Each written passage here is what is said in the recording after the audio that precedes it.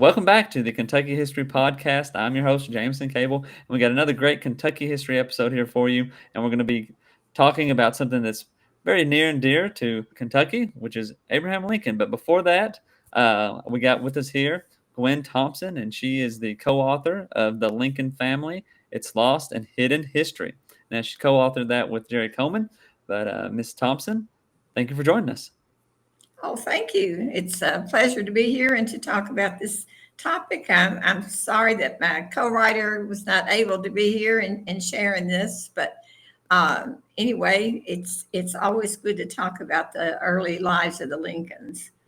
Yes, yes. And before we get too into the topic, before we go further, tell us a little bit about yourself and your Kentucky connection.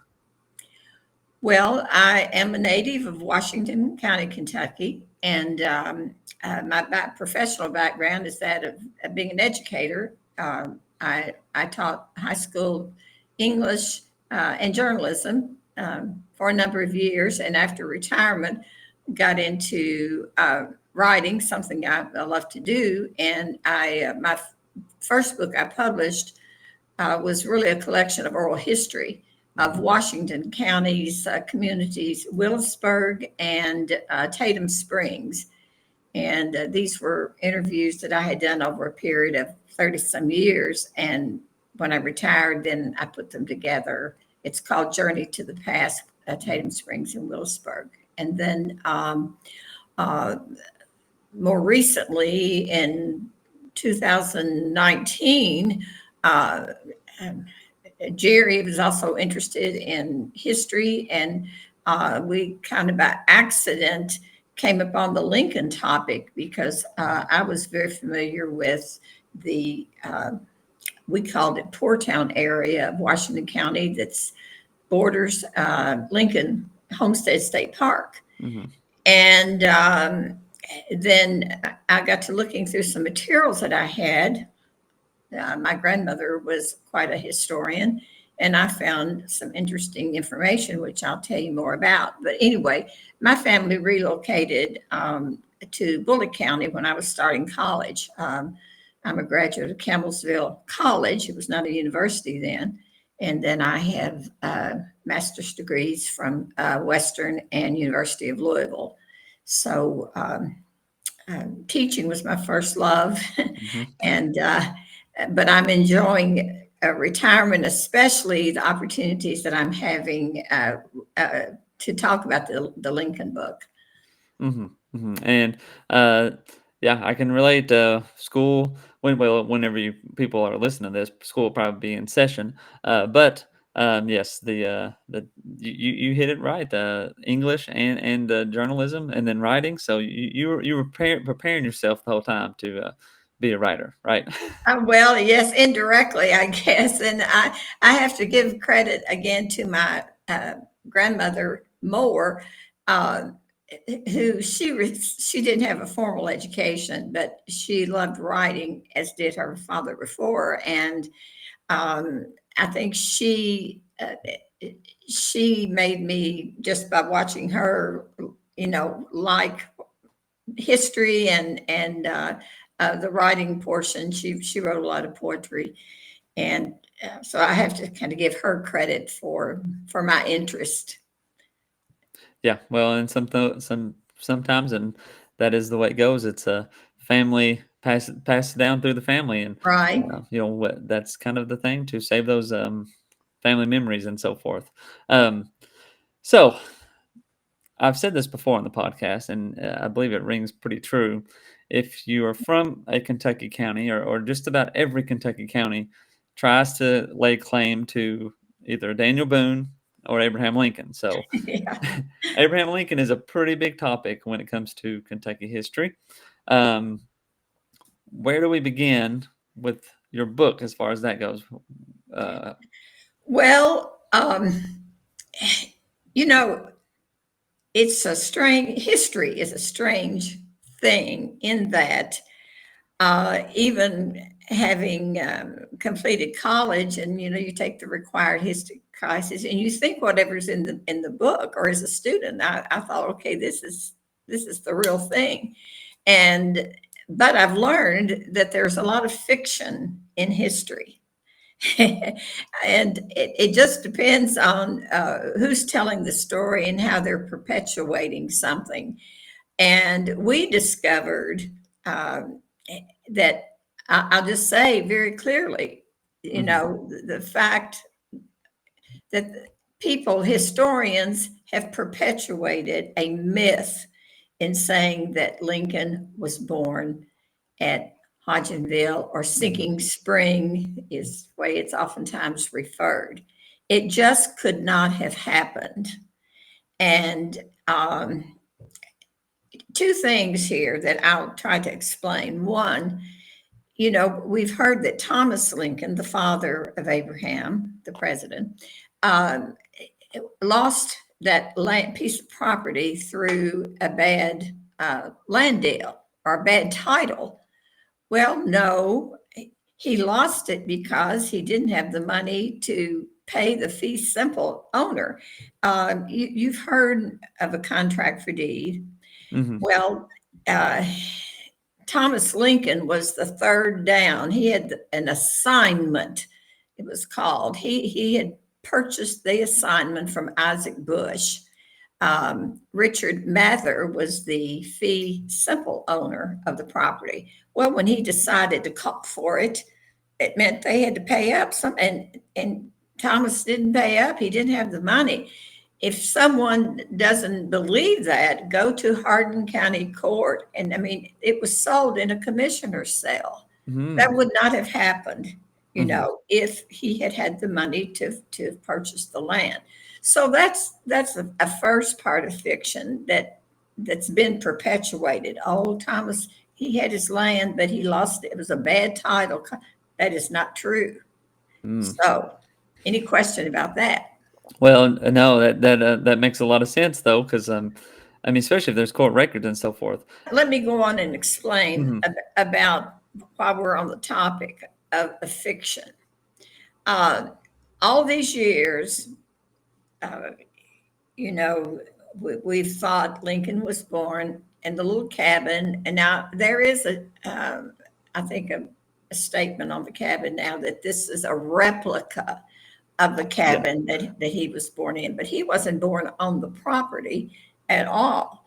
And before I explain how that came about, at the time of the president's birth in February of 1809, remember, Thomas Lincoln acquired his assignment in 1808 and, started to make plans probably to do some type of temporary shelter, which was the habit of people who acquired some land. They would put something on it to kind of show that they owned it. Yeah. But that really did not, there was no shelter there. Well, at the time that this took place in 1808 and then 1809 at the president's birth, Thomas Lincoln owned free and clear a 238-acre farm at Mill Creek. Now, Mill Creek is in Hardin County. Have you ever heard of Mill Creek before, by the way? Most people have. They say, well, where's Mill Creek? Yeah. And if you go there to where Lincoln Road is identified, that's really about the only identification that there were ever any Lincolns in that area. But when Captain Abraham Lincoln acquired that land in 1780, that was their home there. And then in just a few years, they moved on to Washington County. And that's, of course, where he was killed. And I'll tell you more about that. Yeah. But in any event, one would have to ask, especially a woman, what woman in her right mind who's that pregnant and in one of the deadliest winters in Kentucky, would she give birth in a little, not much of a shelter in February when she had a perfectly good home a few miles away in Mill Creek? That's a good question. Yeah, most people, and I will say that even when we started on this research, uh, I did not know about Mill Creek until I started reading, and then we visited the area and saw the foundation of what had originally been the Thomas Lincoln home, and it was a very fine home, by the way, Mhm. a two-story log cabin, which was quite nice for the time. And they said it was a very fancy for the time staircase that was in the house. So that dispels one misunderstanding, let's call it, that Thomas Lincoln was poor and that he didn't have a place and he owned that farm free and clear and did not sell it until I think it was 1814 that he sold the farm, which gets into another story I probably won't go into in this interview. But anyway, I wanted to explain that. Now, how did the myth develop of this, and when I'm saying Nolan or Hodgenville, whatever you want to call the place where the big monument is, how did this come about? Do you have any? What's been your understanding? Well, they thought Abraham Lincoln was born there, so they created a monument and so forth. So that's all I Yeah, know. yeah. See, and people go there and visit, and we're told, okay, you climb these many stairs and get up to this beautiful building. Well, long story short, this came out of a effort really by the Collier's magazine uh, person. Well, Richard Mather, of course, was a land speculator, and he owned it originally. But in August of 1905, Richard Jones bought what we'll call the Lincoln Farm for $3,600. And he bought it in the name of Robert Collier. That's like Collier. Robert Collier was the editor of a very well known magazine at the time. And it was a business venture, pure and simple. Hmm. They thought, okay, you know, can we make this into something that will draw people in and that it will, Tourism. yes, money. It was a money making venture. So they formed the Lincoln Association and put on there a number. I think they had some 20 members that were members of the association. And now Robert Collier was a very wealthy man, as were many of the people on this board. They were also influential. But now let's stop for just a moment and let me explain. Robert Collier knew the history in Washington County. Hmm. Okay, I need to explain that Washington County was not pro-Lincoln, nor was Hardin County. Mm. Uh, he got one vote. Lincoln got one vote in Washington County, and he got six in Hardin County. Racking up the votes. Okay. So, do you think there were any local people from Hardin County on a board? No. But the Collier's Magazine people had done their research and they were so convinced that Lincoln was born out at Beechland in Washington County. This is about 6 miles out from Springfield. Springfield Hmm. is the county seat. So Collier's Robert Collier sent a delegation, a group of people, to approach Washington County officials about building uh, the monument out at Beechland. When I say Hmm. Beechland, poor town, I'm talking about the same place. They take on different, have had Hmm. different names. So they approached fiscal court And at the time, the members of the fiscal court were called squires.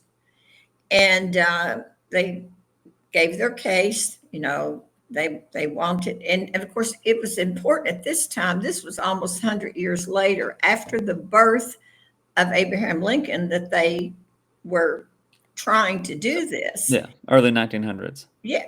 Well, his birthday was coming up 1909, of course, would have been 100 years. So this was about 1908 that they start this. And, well, they were just insulted, the Colliers people, by the Washington County fiscal court. They said, absolutely not. We want no part of a monument. Said we would have to build a road to go out there, and no one would travel it anyway. No one would go out there to see it. I mean, they didn't think Lincoln was that important, you know. And it's such a shame that, if you look at it one way, that Washington County passed up such a great opportunity.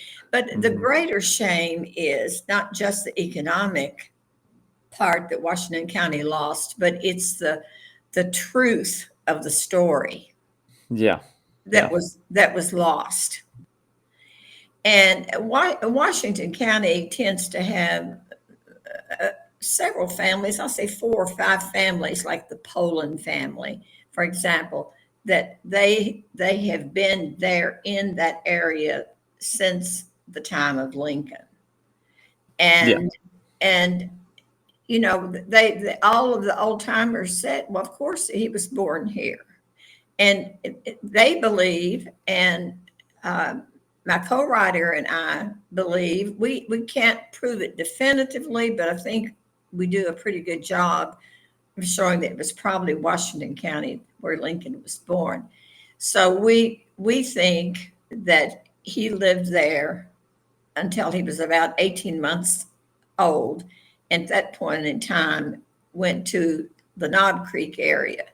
Now, it's highly possible that upon the immediate months after the marriage of Nancy and Thomas, that they may have gone over to Mill Creek. Keep in mind, he had a nice house over there in the farm, because probably Sarah was very likely born at Mill Creek. But Nancy was, I think, somewhat of a homebody. She did not like that area. And I can tell you a little bit more about a book that we referenced a lot. But they didn't stay long. And she came back to be with her family. And her family would have been the Berries. Richard Berry Sr. and his wife took Nancy in when she was a child. And there's a whole nother story there. When I told you that this book is multifaceted, it really is. You can go off in a lot of different directions. But the bottom line of what I'm saying is that Washington County, at that point in time, lost its right, really.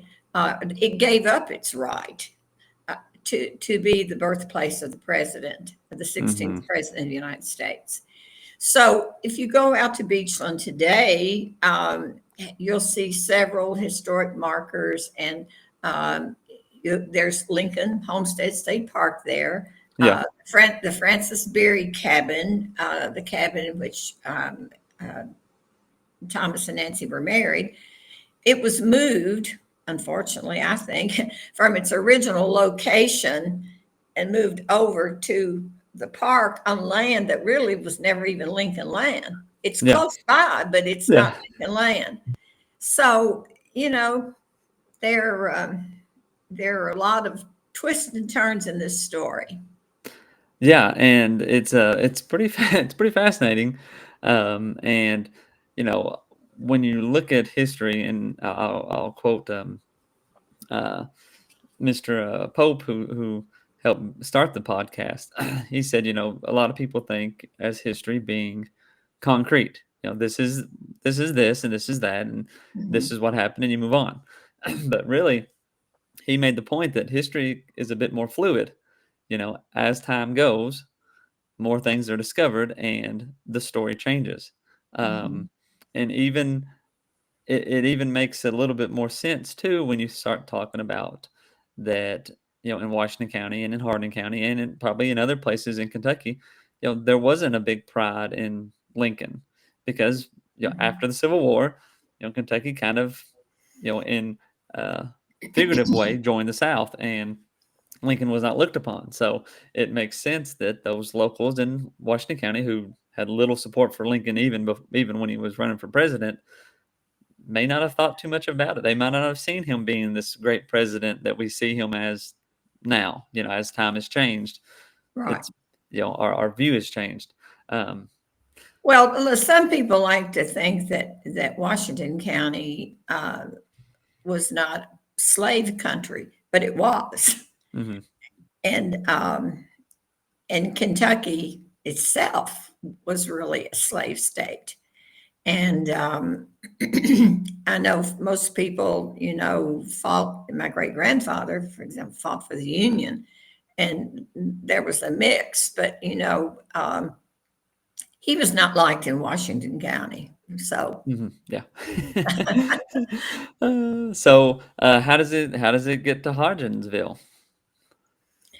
well, that's the last part of the story I was telling you. After the Collier's magazine people saw that Washington County was having no part of it, it gave them a clear path to go back to Hodgenville. Keep in mind that Mather had bought uh, this piece of land with the idea of making it into something that would make money. That was the whole. And Right. two things to think of here. If you have money and if you have influence, one can do a lot with Yep. those two things. And he had both. He had connections to Washington.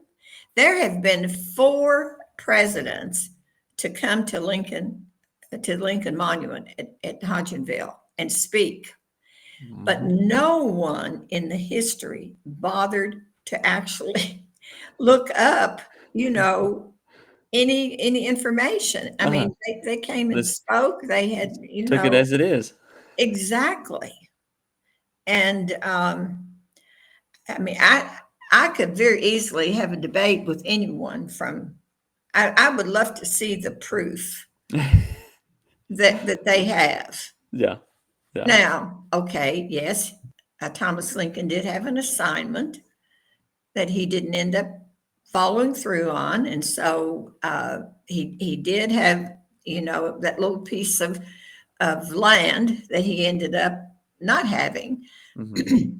But what other definitive proof do they have that Lincoln was born there at Mhm. Hodgenville?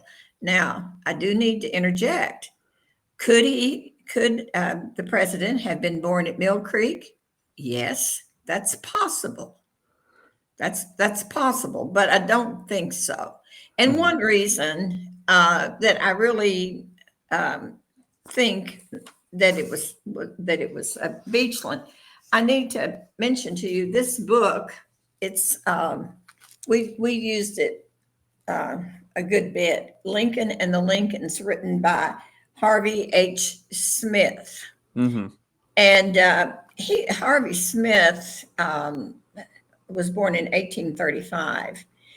And he became a very influential person in Hardin County and in Kentucky. In fact, he helped to write the Constitution Mhm.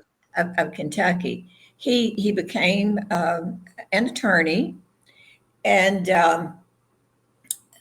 so I mean, this is very interesting if you're a Lincoln person to read this. But he tells in one section that Charles Friend, I have to recall the names here, who was an attorney, tells the story about Thomas Lincoln.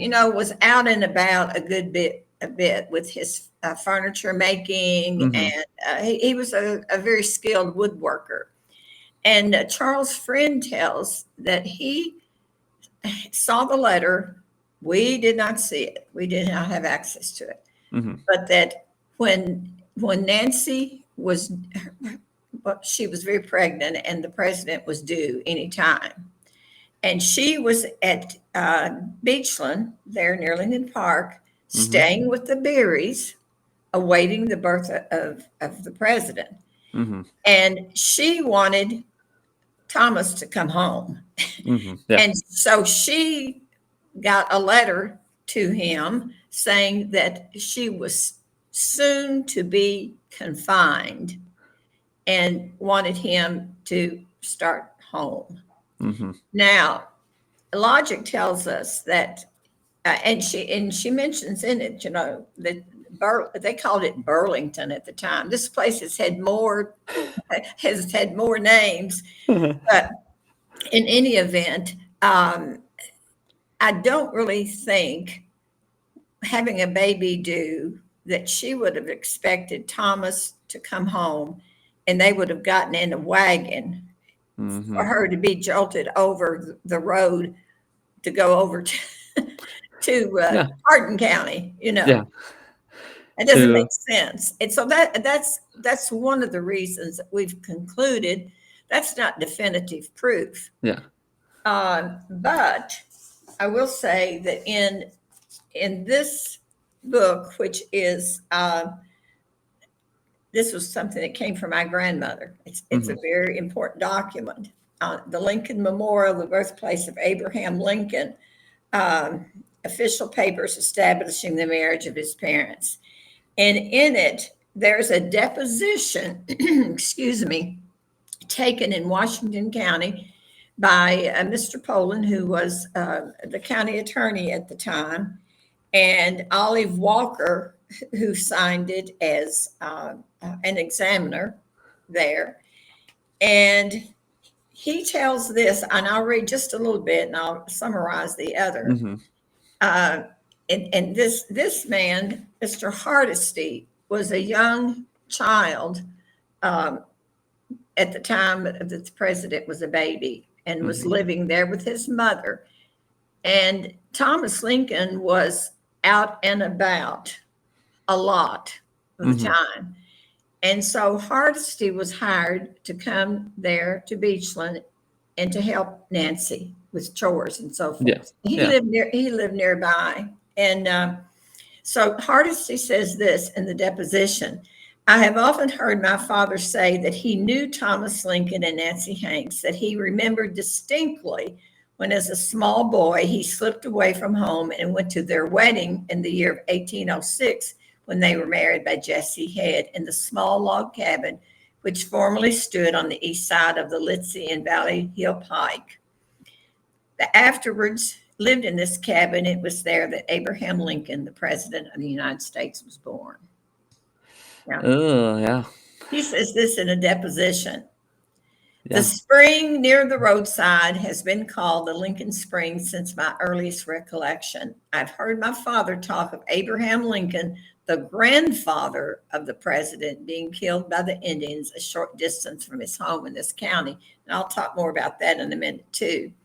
But I mean, this is a deposition, and he says that older people who, like I say, remain generation after generation, they all pass down that Abraham Lincoln was born at Beechland and that they lived there till he was 18 months old, at which time they went to Hardin County.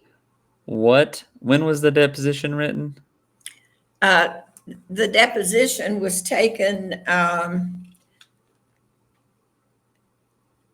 in November of 1919, and this was taken from the Hardesty, who was the relative of the boy that stayed with the president.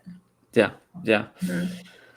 Yeah, that. And he's talking about his father. He said, I've often heard my father say that he knew. So it's father down to son. I mean, that's pretty reliable. Yeah, and that would have been before, with his father, that would have been before any talks of any sort of monument would be, being built. Exactly. So. As this deposition was taken later. And of course, keep in mind, even at the time that Abraham was running for president in 1860, he didn't acknowledge that his parents were married in Washington County. Mm-hmm. He had a very, and this is some opinion interjected here, Mm-hmm. he had a very selective memory about his background. Mm-hmm. Uh, after he started running for president, he really didn't come back to Hardin County. He wanted to be seen by the public in a different light than what was really his background. Mm-hmm. Mm-hmm. Now, another thing that I will mention that most historians do not say anything about, but Nancy and Thomas lived at Beechland in the cabin that they later lived in with their children. They went to housekeeping in 1805, a year before they officially were married by Jesse Head. Mm-hmm. Now, I don't think that was so uncommon for the time, perhaps, but this is documented in records both that Nancy told uh, Eleanor Peck over in Mill Creek, Mm-hmm. and that also Thomas told Samuel Haycraft the same thing, and Yeah. it was in the diary. So that is documented. But one thing that's interesting about that, they had a child born to them during that period in 1805, a little girl named Nancy. And she died in infancy and was buried there near what is the Lincoln Spring, Mm-hmm. which the grave site is kind of between where the cabin was and the Lincoln Spring. If you go to Beechland, take a tour through there today, you'll see a marker that's Mm-hmm. there, a historical marker for the Lincoln Spring. The co-writer's brother, Darrell Coleman, is a dowser. Now, do you know anything about dowsing? Not right off. I don't know. Well, some old timers would call people who do this water witches, but I think most anyone can do it with the right, uh, you know, piece of equipment. Mm-hmm. But anyway, we had a description of where the grave was located. A gentleman who had owned the property back several years ago had always said, "Don't ever farm over this because there's a grave Yeah. there." So that information had been passed down. So, but Darrell, with the dowsing, went over the property, and I would say, using the description that we had from the former landowner, he probably found the grave in about 30 minutes. Wow. And a person who does that is able to tell if it's a male or a female, and you know they know that there's a body there, and Mm-hmm. Yeah. it was the grave of an infant girl. Wow. Yes. Hmm. Now, if I recall, I don't remember much of there being talk about Abraham Lincoln having a sister. No, because the first child, Nancy and Thomas, after they married officially in 1806, then the child that was born about 7 months after that was named Sarah, Mm-hmm. and it's possible that Sarah was born at Mill Creek because Yeah. we think that immediately after their marriage they went over there for a while. Mm-hmm. But no one says so. Actually, Abraham, the first child was a girl, the 1st Mm-hmm. and second, and then there was Abraham, and then of course there was the little boy Thomas that was born Mm-hmm. over at Knob Creek that didn't survive. Yeah. Wow. So that's a lot of I information. can give Right? you a lot of wows Yeah. from this book. Yeah. Yeah. Well, and oftentimes too, when you're looking, and I think this this makes the point makes is the best point to make. um, is the timeline of events, Mhm, mhm. and you bring it up. Why would you leave your built, stable area during pregnancy to go somewhere and then come immediately right back? Almost. I mean, it just doesn't add up. I don't know. No, I guess. common sense would dictate that, Nancy had the support of her Berry family, and she Mhm. loved being with them. And I should mention that they are her rightful aunt and uncle. Mhm. Um, her people have discussed down through time.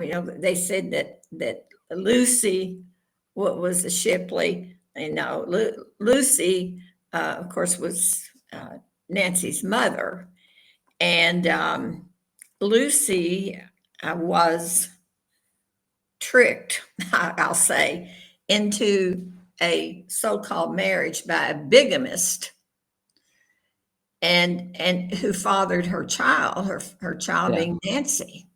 And then he runs off and goes to North Carolina, does the same thing again, and has a child there. But guess what the name of the bigamist was or is? Mm, I don't know. Lincoln? Robert Shipley III.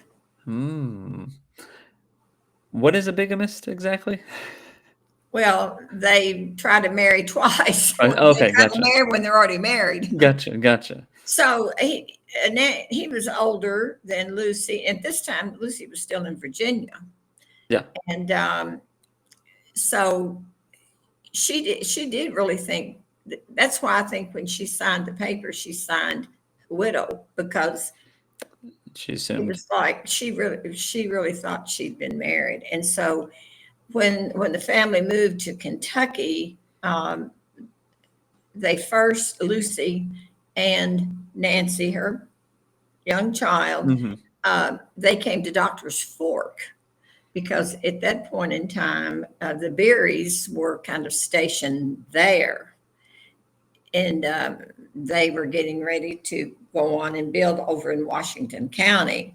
Mhm. And of course, Richard Berry Sr. acquired 600 acres in the Beechland area. They built had a very it was a plantation actually, Yeah. Yeah. but that's why Lucy and Nancy went first to the home of the Berries, because they were her rightful aunt and uncle. Her aunt was a Shipley, the sister of Robert Shipley III, and that's why the family perpetuated to Mhm. protect them this. Well, what is her name really? Yeah.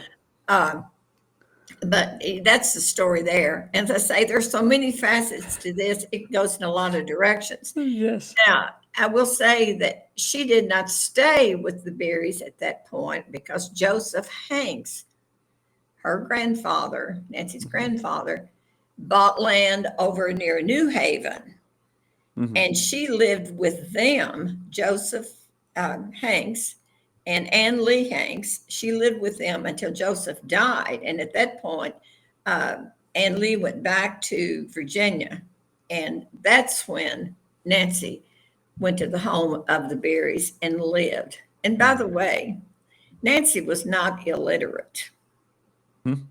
She was not illiterate. She went to school with the Berry children. She was treated as one of them. When she married, Okay. she was given a nice wedding by Mhm. by the Berries. Um, somebody probably signed an X for her, because when Thomas sold the Mill Creek farm, uh, she maybe did not want to sign that, and women really had no rights at that time. Mhm. And someone forced an X, as if, and people picked up on that and said, "Oh well, she was illiterate." She wasn't illiterate at Mhm. all. She knew how to read and write. So. Another myth. Another Mhm. myth. Yeah.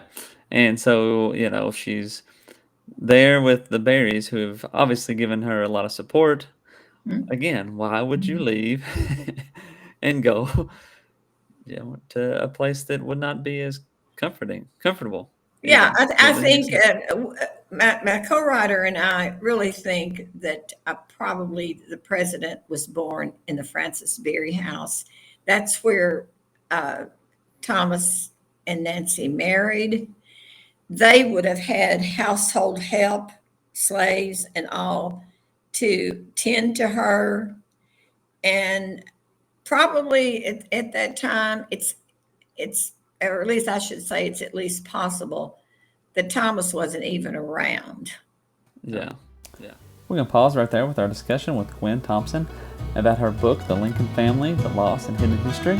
Thank you for watching. We'll see you next time. Welcome to the Kentucky History Channel, where we strive to bring you all the Kentucky history content you want and you deserve. Kentucky is a part of all of us, and we plan on covering all the history we can, from Pike County to Fulton County, from Louisville to Harlan. Here on our YouTube channel, you can find many videos dedicated to different events, people, governors, and places in Kentucky. There's something for everybody.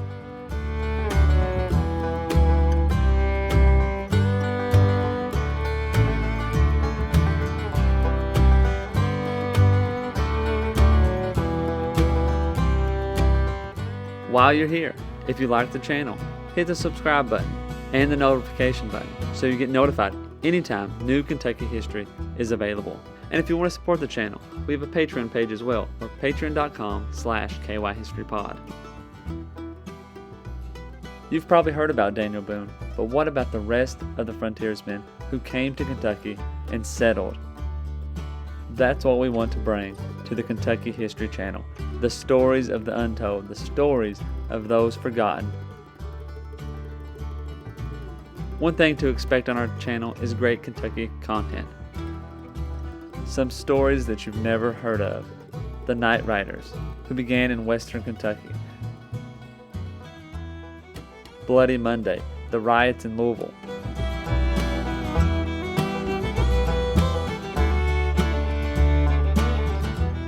The assassination of Governor Goebel, the only governor ever assassinated in the United States. Stories from all over Kentucky, stories that are unforgettable once you've heard them. You can find out who counties in Kentucky are named after and how your county got started. From beginning to end, we plan to document every county in Kentucky, all 120. Reach out to us on all of our social media platforms. Twitter, Facebook, and Instagram, and also leave a comment on one of our YouTube videos. You can also check out our podcast episodes. You can subscribe to our podcast on Apple Podcasts, Spotify, iHeartRadio, and many more.